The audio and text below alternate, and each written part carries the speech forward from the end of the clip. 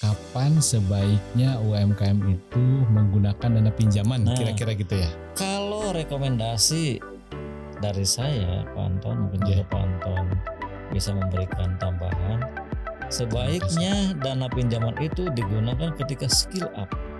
Ketika kita akan mengembangkan usaha, mindsetnya harus kita rubah, kebiasaannya harus kita rubah.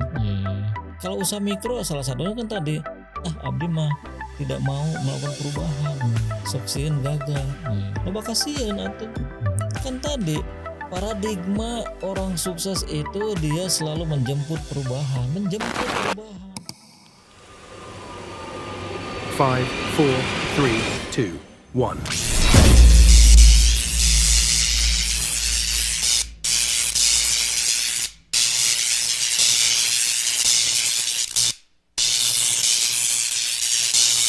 Elko Entrepreneurship, solusi bisnis UMKM. Bismillahirrahmanirrahim. Elko Entrepreneurship Channel insya Allah akan konsisten untuk membersamai teman-teman UMKM. Kita sekarang akan berbincang-bincang. Kita tetap ingin menjadi solusi bagi teman-teman UMKM. Tentu ini juga pengembangan ilmu bagi saya sendiri. Telah hadir seperti biasa Pak Dr. Yusuf. Assalamualaikum Pak Dokter. Waalaikumsalam warahmatullahi wabarakatuh. Saya diamanahi untuk sama-sama mendiskusikan beberapa titik krusial perkembangan UMKM. Kita akan kuliti, kita akan pahami di titik-titik mana saja, kita kenali agar teman-teman UMKM itu tidak terpleset apalagi terseok begitu ya. Kita akan kasih tahu. Yang pertama Pak Dr. Yusuf. Ya, langsung saja di skala bincang-bincang ini. Nah, ketika teman-teman UMKM itu dapat pembiayaan, apakah itu KUR dari BRI, apakah itu fintech peer-to-peer, apakah itu dananya dari mertua misalnya. Dan menurut data yang akses ke perbankan itu hanya 20%. Menurut data itu. Nah, kemudian ini yang 80%-nya seperti apa? Kemudian yang sudah siap menerima dana ini, apakah mereka berkembang? Ya, saya kira ada pengalaman paling tidak, ada data paling tidak di lingkungan pengusaha kulit. Nah, bagaimana sisi kesiapan begitu dan bagaimana selayaknya menggunakan uang pinjaman. Jadi apakah uang pinjaman itu kalau di ibarat telur, ibarat nung neng-nengnya kita kepada nok bubereumna begitu ya. Apakah uang itu dianggap uang hibah begitu? Apakah perlakuan masyarakat UMKM pada pinjaman itu sebaiknya seperti apa begitu? Jangan sampai misalnya uang pinjaman tapi dipakai beli motor atau beli rumah, beli kendaraan, apalagi dipakai kegiatan yang tidak-tidak. Bagaimana efektivitas, efisiensi penggunaan uang pinjaman agar teman-teman UMKM itu tidak terpeleset apalagi terperosok begitu Pak Dokter. Ya, terima kasih Bapak Anton. Sami-sami. Tema ini memang merupakan tema yang sangat menarik. Menarik Pak ya. Karena senantiasa dialami oleh para UMKM. Dan tema ini juga merupakan salah satu penyebab UMKM itu susah berkembang. Oh iya. Pertama, kalau misalnya data yang disampaikan oleh Pak Anton bahwa akses ke dunia perbankan itu bagi UMKM baru 20%. 20%. Ini mungkin karena bank itu kan selalu mensyaratkan. Contoh misalnya setiap calon-calon debitur itu memang harus memiliki beberapa kriteria. Satu, usahanya sudah berjalan. Yang kedua, dia sudah bisa membuat atau menyusun laporan keuangan walaupun sederhana. Yang ketiga, dia memang sudah punya produk dan juga punya pasar. Kemudian juga dia dalam sejarah melaksanakan kegiatan usaha punya track record yang baik. Iya. Itu namanya kan bagian dari kriteria bankable. Iya. Jadi mungkin saja yang 80% itu karena dari sisi perbankan belum memenuhi persyaratan untuk mengajukan kredit perbankan. Iya, iya, iya. Yang kedua, bisa jadi dari pihak perbankan pun kurang melakukan sosialisasi. Betul, betul, betul. Karena apa? Rentan, soalnya kalau sosialisasi tentang pinjaman pasti itu akan banyak diminati. Jadi kalau banyak diminati, kemudian ternyata persyaratan tidak bisa dipenuhi, mungkin saja pihak perbankan merasa serba kurang enak ya kalau Iya. misalnya tidak di-ACC atau tidak direspon dengan baik. Yang ketiga juga ini juga mungkin termasuk bagian dari salah satu persyaratan. Para pelaku usaha UMKM kadang-kadang kurang memperhatikan terhadap aspek-aspek legal. Iya, iya. Padahal sekarang pemerintah sudah mempermudah dengan sistem OSS, membuat NIB itu begitu mudah, Iya, bisa dari HP ya, bahkan digratiskan. digratiskan.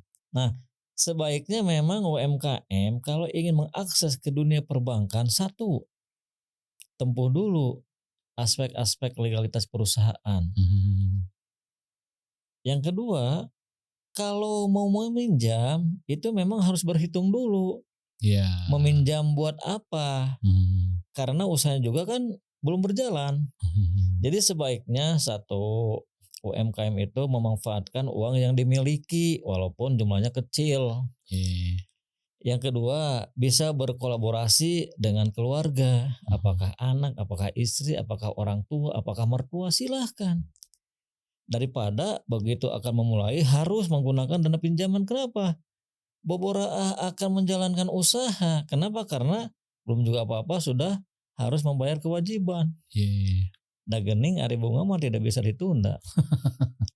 Jadi encan-encannya bisa nyian barang, bisa ngejual barang, sudah muncul kewajiban, atau panik atau stres. Sekaligus barangkali pertanyaannya bisa lebih fokus, kapan sebaiknya UMKM itu menggunakan dana pinjaman, Nah, kira-kira gitu ya? Kalau rekomendasi dari saya, Pak Anton, mungkin juga Pak Anton bisa memberikan tambahan. Sebaiknya dana pinjaman itu digunakan ketika skill up. Ketika kita akan mengembangkan usaha. Usaha sudah berjalan tetapi permintaan terus berkembang, sedangkan UMKM memiliki keterbatasan modal. Nah, boleh kita melakukan pinjaman. Pinjamannya kemana? Ya bisa ke lembaga keuangan, bisa ke investor, bisa juga menggunakan dana BUMN dalam bentuk PKBL, LPDB kan ada ya dari koperasi. Dana-dana itu khusus untuk mengembangkan usaha, bukan untuk konsumtif. Nah, ini yang harus kita rubah mindset pengusaha. Jangan mentang-mentang sudah berjalan usahanya, sudah punya barang, sudah punya produk, sudah punya aliran kas atau cash flow yang kuat. Kemudian dia menggunakan dana pinjaman bukan untuk mengembangkan usaha, tapi untuk membeli aset-aset yang memang tidak begitu dipentingkan. Contoh kata Pak Anton, mobilnya satu sekarang jadi dua. Rumahnya satu sekarang jadi dua. Nah itu kan kurang tepat. Bukan tidak boleh, tapi kurang tepat. Kenapa? Karena yang namanya membeli barang-barang seperti begitu, itu kan aset tetap. Itu memang harus kita biayai. Toko harus dikembalikan, plus apakah itu bagi hasil atau bunga juga harus dibayarkan. Jadi itu kan beban. Jadi sebaiknya para UMKM harus komitmen ketika mendapatkan bantuan modal dari lembaga keuangan maupun non lembaga keuangan. kita peruntukan untuk skill up, mengembangkan usaha titik wah. Tong kemana mana Pak Anton. Tos sekadinya gitu. Iya. Nah, kalau misalnya modalnya itu katakanlah 50 juta. Iya, iya. Kita mau skill up gitu ya. Nah, dengan modal 50 juta itu kira-kira boleh nggak minjamnya itu 50 juta lagi? Atau modal 50 juta, boleh nggak minjamnya itu 60 juta? Atau ketika cuma punya modal 50 juta, pinjamnya cukup 30 juta gitu. Iya, iya. Jadi begini Pak Anton, rasio menggunakan dana dari pinjaman itu semata-mata untuk membiayai permintaan konsumen yang belum bisa dipenuhi titik wah.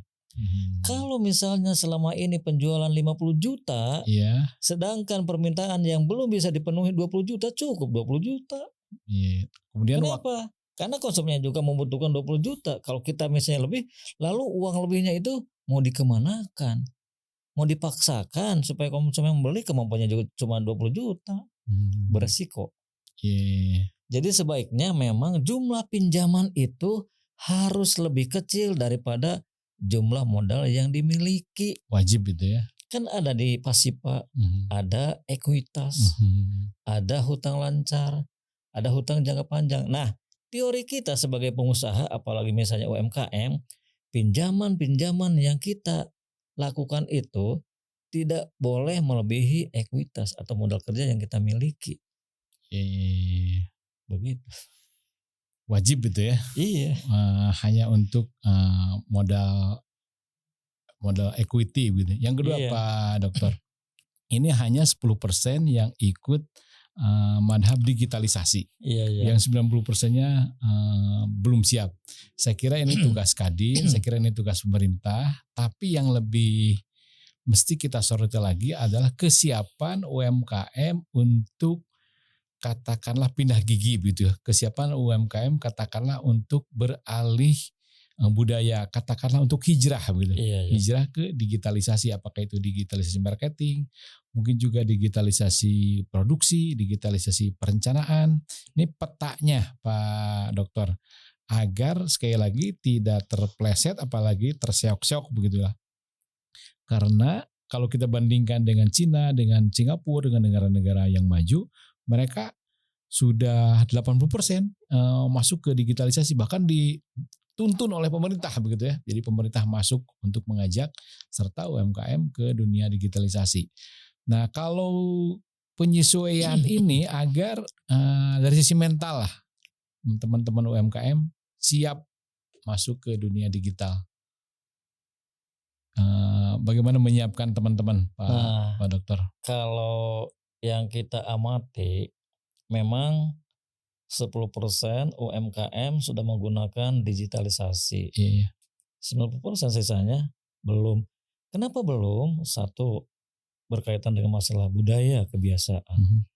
Yang kedua, karena memang tidak memiliki kemampuan.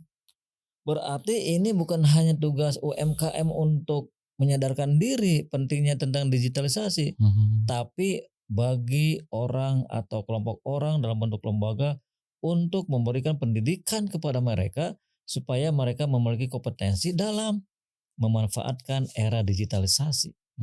Berarti pemerintah menyusun program. Pemerintah mungkin bisa menggait dari pihak manapun, terutama institusi pendidikan, universitas, sekolah tinggi, institusi apapun. Caranya bagaimana supaya UMKM yang 90% ini bisa kita didik, bisa kita latih supaya dia sekarang terampil menggunakan teknologi digital.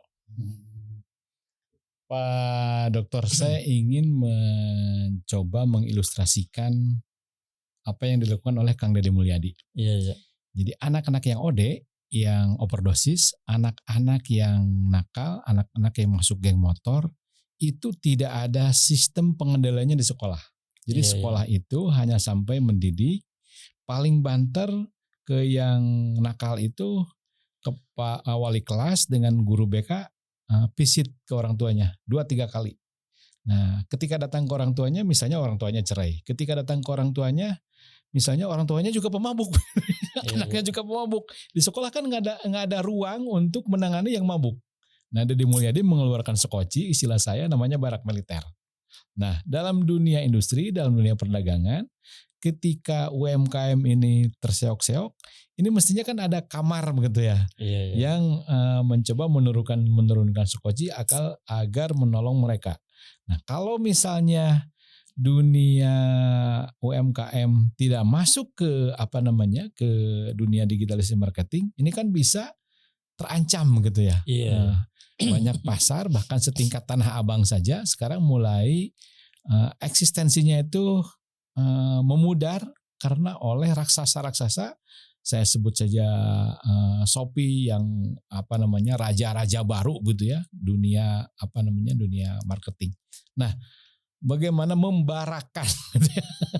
Bagaimana strategi membarakan teman-teman UMKM agar mereka kan ingin eksis Pak Dokter. Apa perlu ada semacam barak begitu ya, tapi ini barak versi Kementerian Perdagangan, versi UMKM, versi koperasi, versi Kementerian Perindustrian. Bagaimana Pak Dokter? Ya itu bagus. Sebetulnya kan Pak Deddy ini contoh gubernur yang memerankan sebagai orang tua. Iya. Kenapa? Beliau kan punya kekuasaan. Hmm. Beliau punya visi ke depan bagaimana mempersiapkan Indonesia emas. Iya. Sedangkan misalnya generasi yang ada sekarang perlu ada pembinaan. Jadi kalau misalnya dengan solusi barak militer ternyata kan efektif. Orang tua merasa dibantu, anak-anak juga sekarang mulai sadar. Iya. Pentingnya hidup baik itu memang ketika di barak militer. Nah, untuk UMKM ini mungkin perlu ada pendekatan lain. Bagaimana caranya UMKM itu melek teknologi kan begitu. Satu, yang harus kita rubah itu budaya. Yang kedua, kemauan dari institusi manapun untuk memberikan pendidikan pelatihan kepada mereka. Dan itu memang harus langsung action untuk tingkat RW, tingkat desa, kelurahan, tingkat kecamatan, kabupaten sampai provinsi. Harus langsung action. Gambarkan misalnya Pak Anton membuat barak-barak untuk level yang lebih kecil. Saya pikir di setiap RW semua UMKM sekarang melek teknologi. Nah mau tak mau harus begitu. Kan masalahnya ada nggak SDM-nya? Ada nggak infrastrukturnya? Nah ini barangkali menjadi tema pembicaraan dari pihak pemerintah. Wabil khusus gubernur kita Bapak Aing. Iya, itu memang positif. Jadi kalau misalnya ada gebrakan khususnya buat UMKM supaya bangkit, itu positif sekali. Taruhlah Jawa Barat yang penduduknya paling besar sekarang menjadi lokomotif pertumbuhan ekonomi. Kan bagus. Nah itu mungkin ya Pak Anton yang harus kita pikirkan, bagaimana caranya supaya UMKM yang kita miliki ini paling tidak 60% melek teknologi digitalisasi. Atau mampu memanfaatkan teknologi. Marketing bisa menggunakan internet, financing dan lain sebagainya bisa menggunakan media digital. Kan serba sederhana dan cepat.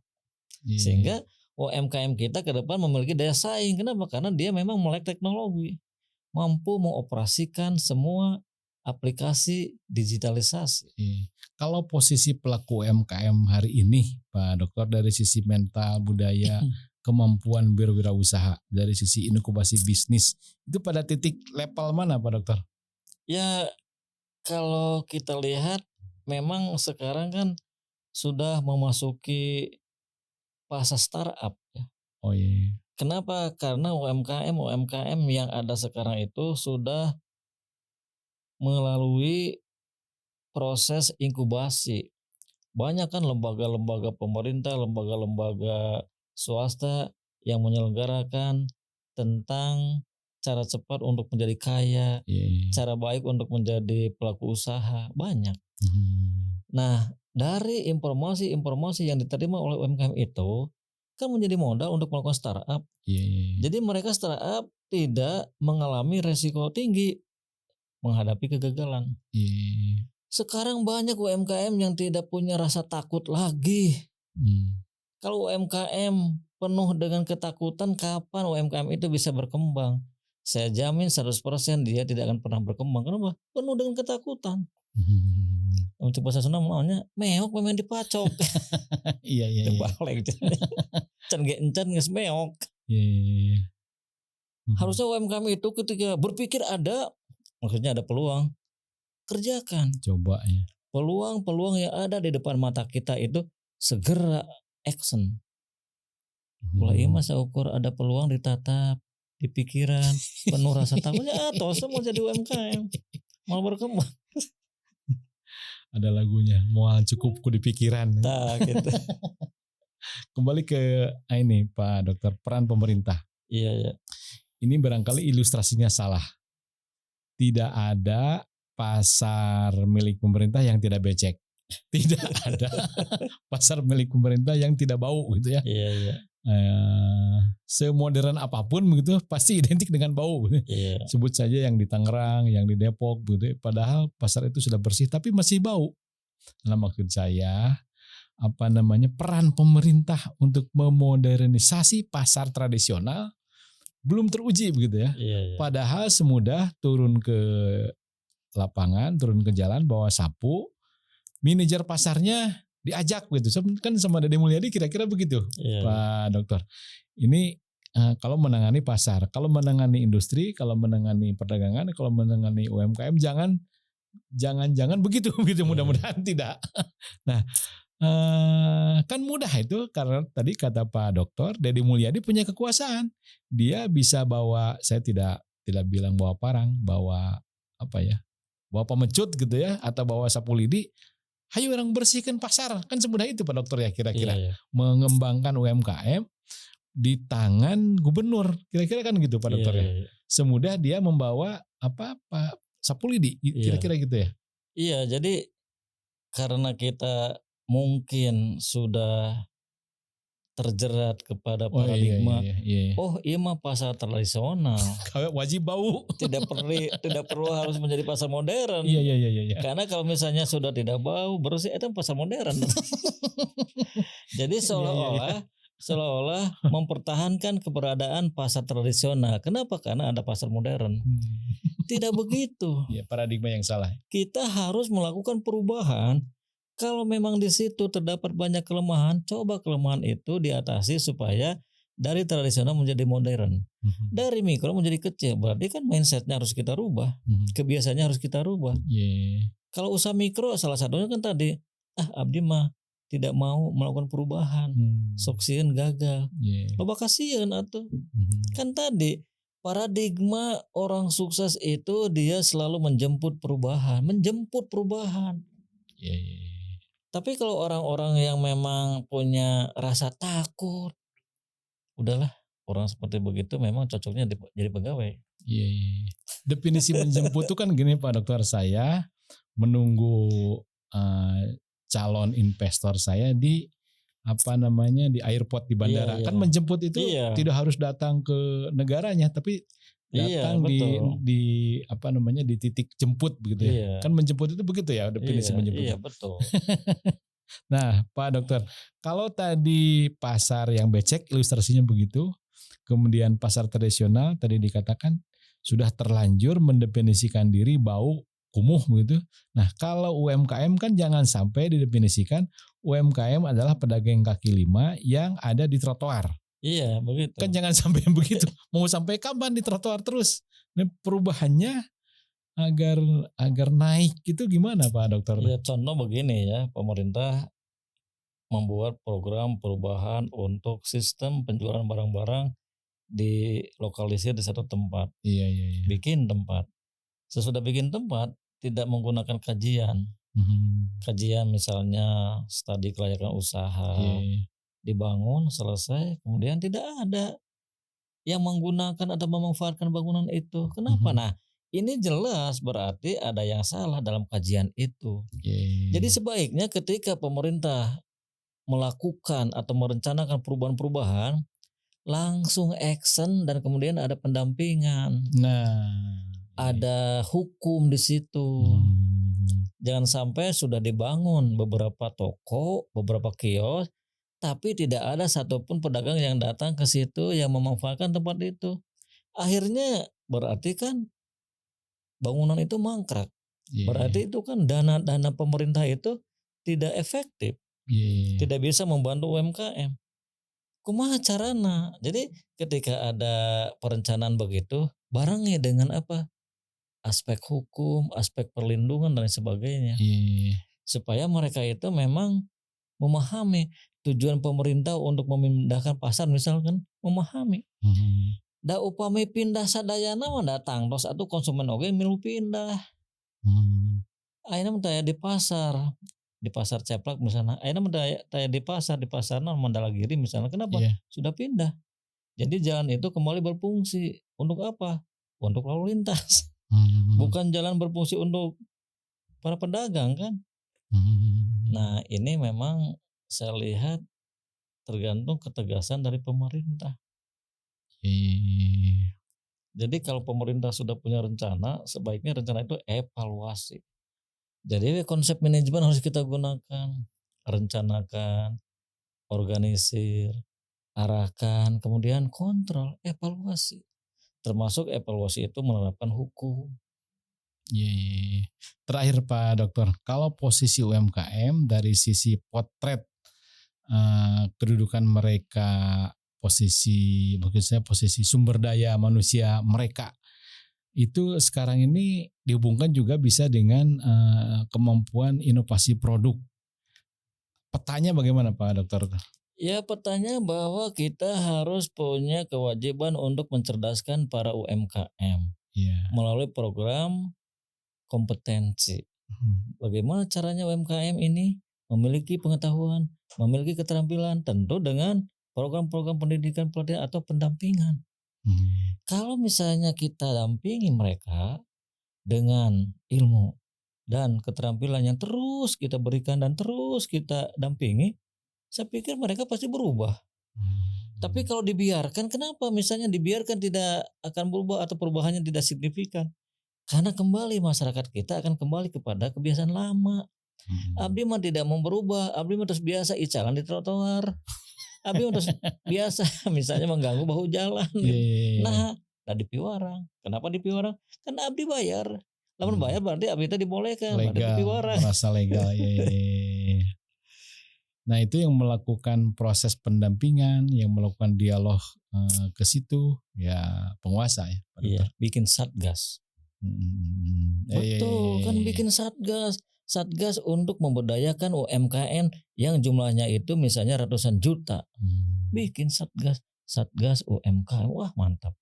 Tapi saya pikir Bapak Prabowo, Bapak Deddy Mulyadi insya Allah akan mengarah ke sana. Indonesia 2045 harus menjadi Indonesia emas. Kenapa? Karena kita punya bonus demografi, berdayakan usia produktif itu. Jangan sampai misalnya disia-siakan. Sayang Pak Anton.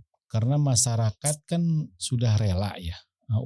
Pemain UMKM itu sudah rela. Saya perhatikan jam 6 pagi itu sudah menyiapkan lapaknya. Makan. Saya perhatikan jam 7 sudah siap di kaki 5 begitu di trotoar. Berbarengan dengan orang masuk kantor, berbarengan dengan anak sekolah masuk kelas, sudah terjadi transaksi itu jam 7 jam 8. Ya jam 9 giliran ibu-ibu, jam 12 makin ramai begitu ya. Tapi tidak bisa berkembang karena memang posisinya begitu. Nah, yang saya maksudkan barusan ada ide baru, ada ide besar. Karena ini kan sudah persoalan operator gitu ya. Ini kan sudah persoalan manajer, sudah bukan persoalan gagasan lagi. Yang mesti terjun itu ya tingkat satgas seperti halnya satgas premanisme gitu ya. Betul gitu. Jadi cara pandangnya harus satgas Pak ya. Iya betul. Betul, jadi harus kita kelola menggunakan pendekatan manajemen. Muncul istilah satgas. Untuk operasinya itu kan satgas. Dan jangan salah, di Singapura itu bukan kepala daerah bupati itu, tapi manajer kota Pak ya. Iya, nah sama kan. Jadi kedepannya kalau misalnya ada satgas yang dibentuk oleh pemerintah, UMKM saya pikir akan berkembang. Kenapa? Karena dia sudah melek teknologi. Jadi percuma kita mengatakan beberapa titik krusial UMKM tanpa ada pendampingan. Betul, karena perkembangan sebuah masyarakat termasuk di dalamnya para UMKM tidak lepas pengaruhnya dari penguasa. Karena UMKM sudah bekerja, sudah berdarah-darah, sudah Iya. mengeluarkan modal ya. Iya. Sudah bekerja dari jam 6 pagi sampai sore. Jam segini baru pulang tuh rata-rata UMKM. Iya. Kalau pedagang makanan jam segini baru menjajakan makanan, pulangnya ada yang jam 2 pagi. Mereka bekerja keras tapi tidak ada pendampingan. Iya, betul. Di rekomendasi kita Satgas UMKM. Iya, ibaratkan misalnya orang tua ketika mengarahkan anak-anak masih usia remaja. Ibaratkan seperti begitu kan harus kita arahkan. Iya. Kalau tidak nanti terbentuk pola pikir budaya.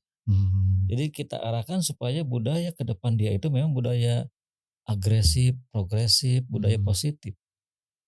Nah, harus kita tanamkan. Itu sudah bahasa-bahasa Satgas, Pak. Iya.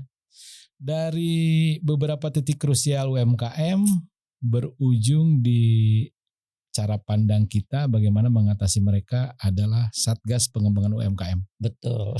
Wallahu a'lam bishawab. Wassalamualaikum warahmatullahi wabarakatuh. Terima kasih, Pak Dokter. Sama-sama.